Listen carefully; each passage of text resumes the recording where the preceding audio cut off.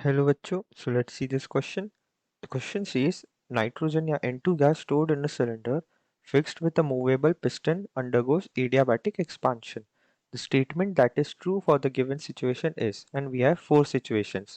Four options के रूप में हमें बताना है कि कौन सा ऑप्शन सही है. आइए सॉल्यूशन स्टार्ट करते हैं with our key concept. Question is from the chapter thermodynamics. हमारा की कॉन्सेप्ट यहाँ रहेगा फर्स्ट लॉ ऑफ थर्मोडायनेमिक्स. जो ऑप्शंस में टर्म्स गिवन है उसे समझा देते हैं और हम उसे समझाएंगे through first law of thermodynamics.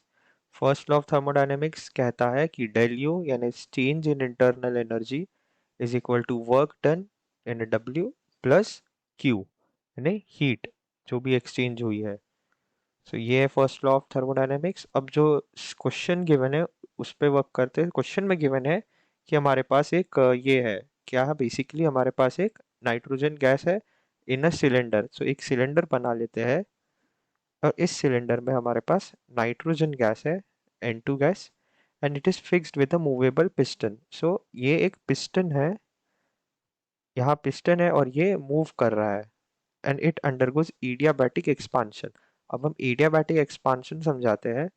तो एडियाबैटिक का मतलब पहले समझ लेते हैं. And adiabatic process is a process where there is no heat exchange, where heat exchange does not take place या फिर heat exchange does not take place. Heat अगर एक्सचेंज नहीं हो रही है इसका मतलब Q is equal to zero. So therefore Q is equal to zero यानी ये थर्मली इंसुलेटेड कंटेनर में होता है, थर्मली इंसुलेटेड होता है.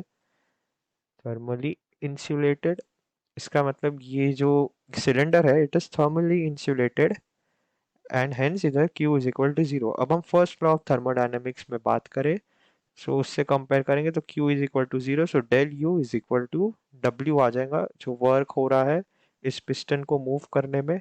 सो अब हम ऑप्शन से कंपेयर करते हैं तो ऑप्शन ए कहता है Q is equal to W. Q is zero and W is not zero क्योंकि वर्क हो रहा है, क्योंकि ये कोई फ्री एक्सपांशन भी नहीं हो रहा है, it is with a movable piston. So पहला ऑप्शन गलत है. सेकंड ऑप्शन कहता है del U is equal to W, यही एग्जैक्टली हमारे पास आया है तो ऑप्शन बी इज करेक्ट.